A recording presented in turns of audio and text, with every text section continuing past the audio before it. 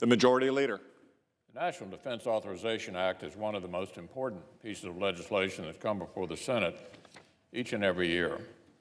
It is, after all, the measure that authorizes the resources, the capabilities, and the pay and benefits that our men and women in uniform need to perform their missions. It is always worth remembering that our country fields an all-volunteer force. We owe a special obligation to those who volunteer to fight on behalf of each and every one of us.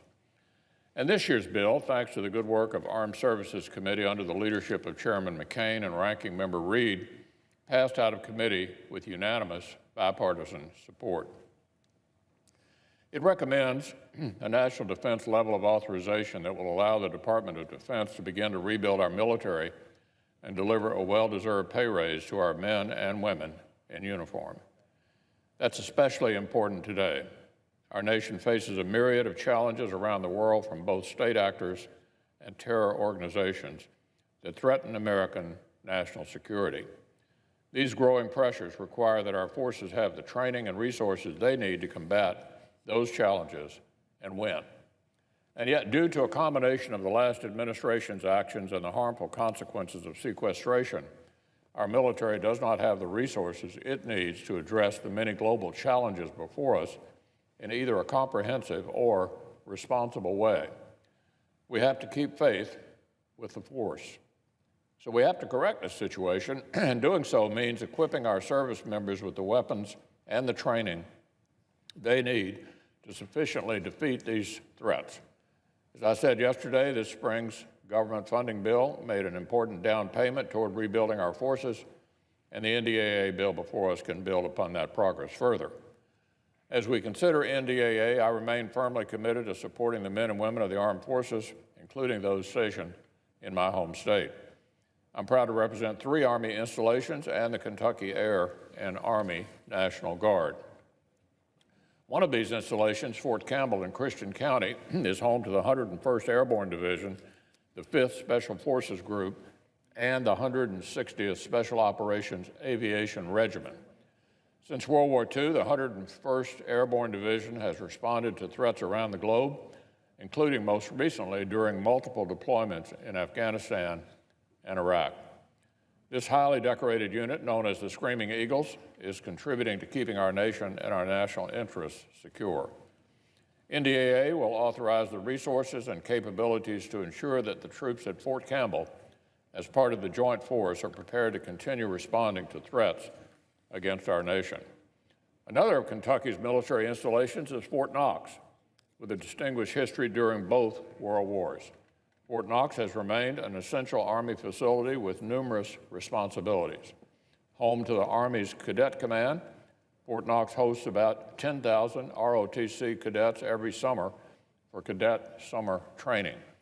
Fort Knox is also home to the Army's Recruiting Command, a critical mission for increasing readiness, and in 2009, the Army Human Resources Command Center relocated to Fort Knox, bringing with it an entirely new mission. Responsible for career management and development, the Human Resources Command represents a fundamental part of our Army. The NDAA will reform the Pentagon to streamline administration, and it will also take action to improve troop morale and restructure the benefits that service members and their families, like the many stationed in Kentucky, rely upon. Kentucky is also home to the Bluegrass Army Depot located in Madison County.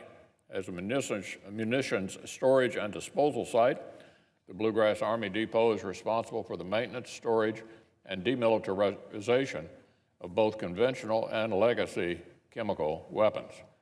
For decades, I've fought to ensure that Congress allocated necessary funds to this installation to support the continuation of safe demilitarization efforts.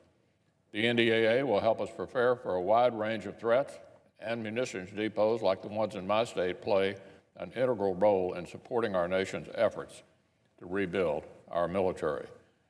Also proud to represent the Kentucky Air and Army National Guard, including the 131st Airlift Wing, which deployed to assist in the relief efforts of Hurricane Harvey and Hurricane Irma.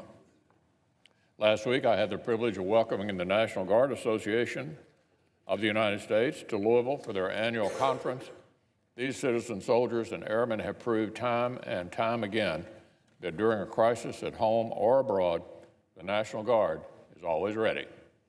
The NDAA legislation will authorize funds for military construction for National Guard units across the country, including in Kentucky, to help the Guard carry out its critical missions. So as we continue to debate this bill, I'll be thinking of the men and women at these military installations in Kentucky and of the Kentucky National Guard.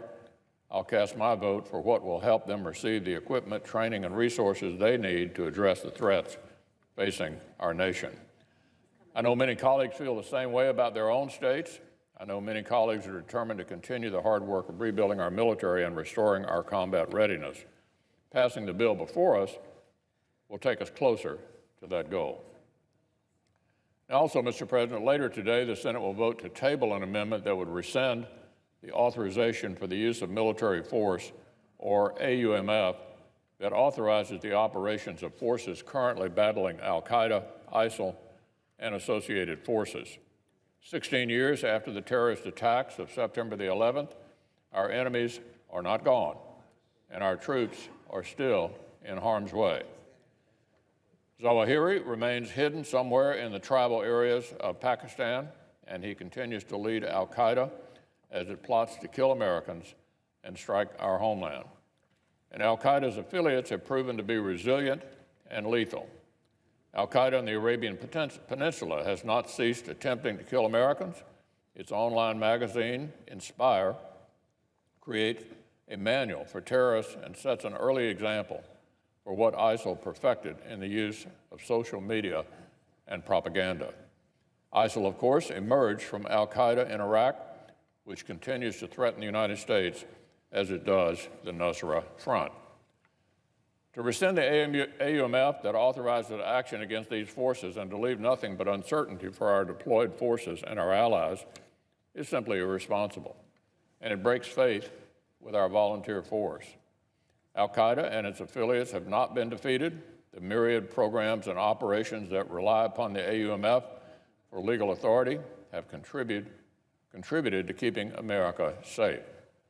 Why would we vote to rescind the authority to defeat al-Qaeda and leave our forces in the field questioning whether the elected officials here in Washington have any understanding as to what is occurring in the theaters of active hostilities?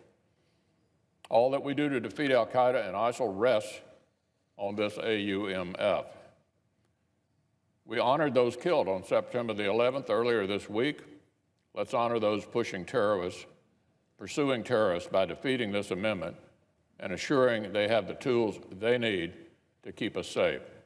Once again, we have an volunteer force that protects all of us and fights for us. We cannot break faith with these brave men and women by removing the authority they rely upon to pursue the enemy and leaving them questioning whether elected officials in Washington understand what they are doing abroad.